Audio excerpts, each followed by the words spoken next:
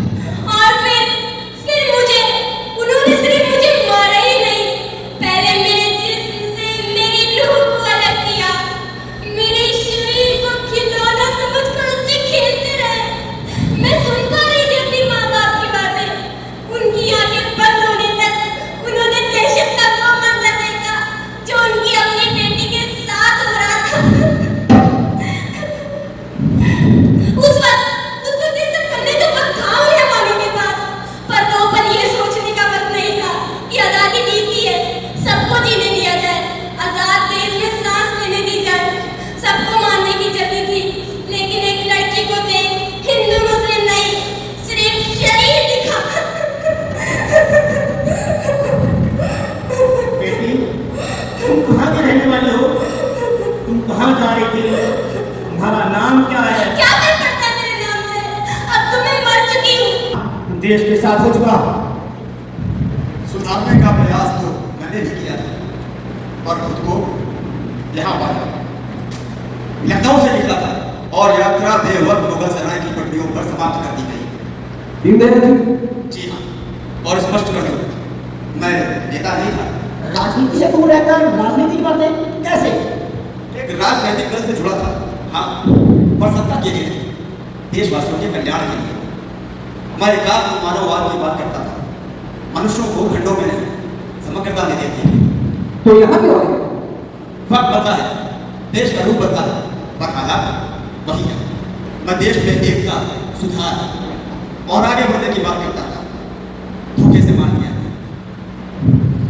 झंडे जरूर बदले हैं, पर ना विचार बदले हैं और ना लोग।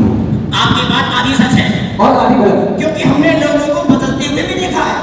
एक महापुरुष थे, उनकी विदेश में बेइज्जती क्या हुई, उन्हें अपना देश याद आ गया और कहा गया था मेरे रहते देश के टुकड़े नहीं होंगे। फिर भी देश के टुकड़े हुए और वो उन टुकड़ों के बीच कई महीनों तक बिना किसी बोझ के सांस लेते रहे। और सांसें रुकी नहीं, जबरदस्ती गई और उन्हें शहीद करके चले गए। या तुम देश शहीद हो या हमें, हम लोग किसी भी तरह एक से नहीं। और ये भी कहा गया था देश स्वतंत्र होते ही कांग्रेस को खत्म कर दिया जाएगा, और ना जाने किस लालच में वो भी न किया गया। और आज टुकड़ों को और विभाजित करने की सोच चल रही है। अरे देश संभल नहीं रहे और अब 3 अलग देश होंगे। देश को आजाद कराने के लिए हमें फांसी पर चढ़ा दिया गया और यहाँ लोग सत्ता में रहने के लिए जीते और मरते हैं। मैं जेल में था, मैंने अपने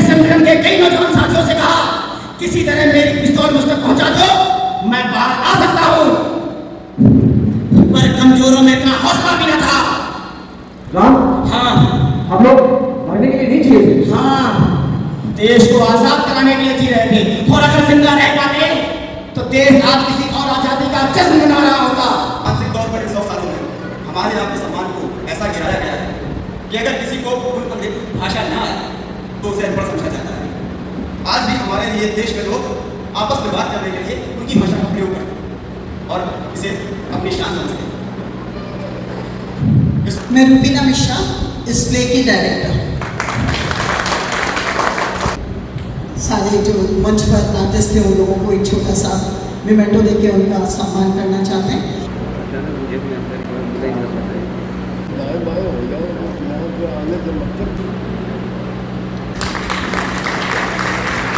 अशफाक की भूमिका में आयुष, दीनदयाल जी की भूमिका, फौजी की भूमिका में जय, एक ने यहाँ कई रोल अदा किए हैं, साथ ही 2 रोल भी किए हैं गुरजीत सिंह जी। और अपने रोल के साथ फिल्म में आई है Riya Singh Chauhan, best actor female, तो दीनदयाल उपाध्याय के रूप में प्रभात सिंह।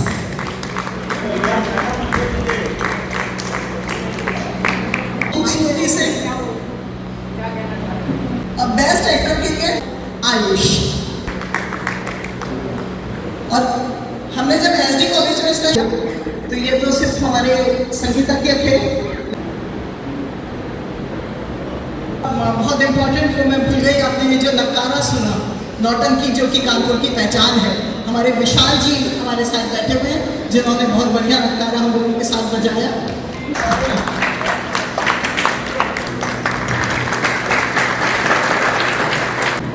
नीता पांडे जी और हमारे अनु गोयल जी। गीत संयोजन, संगीत संयोजन में इन्हीं का था और साथ में हमारे नाटक की सह निर्देशिका भी थी। हमारी रूबीना जी, रूबीना मिश्रा जी हमारी निर्देशिका।